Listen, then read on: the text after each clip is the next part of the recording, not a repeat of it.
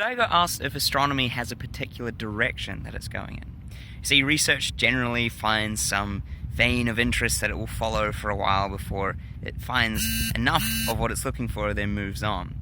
And I think the answer is yes, there is a very particular region of astronomy that a lot of interest is funneling into. And it's, of course, gravitational wave research. So there's been talks of trying to get gravitational wave detectors up and running for the past couple of decades, but as I'm sure many of you know, there was a successful detection of a double black hole merger 2 years ago. And that detection sent spirals around the community as finally we could detect things with gravitational wave instruments, namely being the LIGO detectors in the US.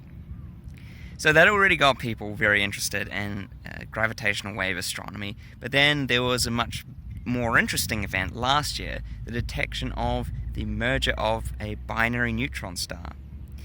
Now this was much more interesting because it was a merger that produced light that telescopes around the world could then follow up on.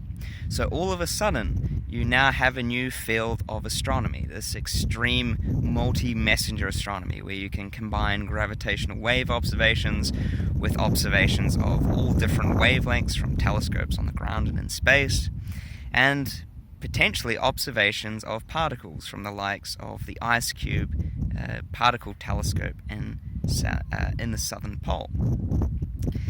So there is a global interest for gravitational waves at the moment. It's just one area of interest, but I think it's the biggest at the moment. There's of course other massive projects going on, such as the Square Kilometre Array, which will set the precedent in radio astronomy for the foreseeable future, and likewise in optical telescopes they're trying to get towards smaller and smaller time domains, so probing the days timescale. And what will be doing that will be the LSST, which will be a fairly large telescope that will do lots of incredible survey work.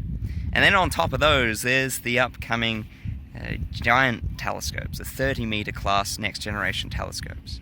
But I think all of that will kind of feed towards this idea of gravitational wave astronomy, combining every bit of information we have to try and understand the very interesting and weird explosions that go on in the universe.